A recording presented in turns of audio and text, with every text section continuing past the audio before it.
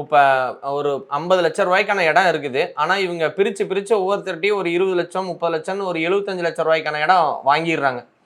காசு வாங்கி செலவு பண்ணிடுறாங்க. இப்ப இடத்தையே அவங்களோட காலகட்டத்துக்கு அப்புறம் அந்த இடத்தையே வித்தா கூட 50 லட்சத்துக்கு தான் போகும்.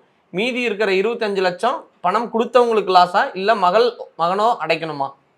அது வந்து தாய் தந்தையர் வாங்கின கடனுக்கு கேரண்டார் ஷூரிட்டி கையெழுத்து போடலைன்னா அது வந்து கடன் கொடுத்தவர் தான் நஷ்டப்படுவார்.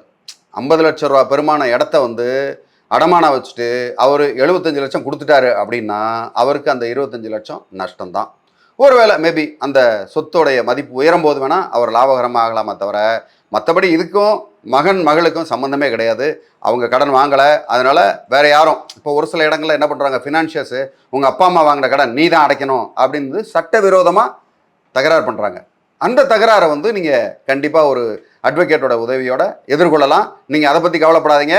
அதில் வந்து எந்த இடத்துலையும் மகனோ மகளோ தாய் தந்தையர் வாங்கின கடனை அடைக்கணும்னு அவசியமே இல்லை. இதில் ஒரு சில விதிவிலக்கு உண்டு. எதுனா, ஒரு கடனை வாங்கி மகன் பேரில் இடம் வாங்கிட்டாங்க, மகள் பேரில் இடம் வாங்கிட்டாங்க அப்படின்னு வரும்போது அந்த இடத்துல வந்து அது சட்டவிரோதமாகும்.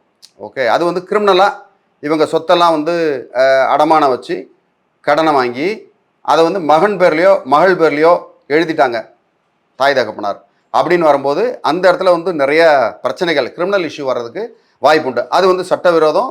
அது ஒரு குற்றவியல் சட்டத்தின் கீழே வரும்.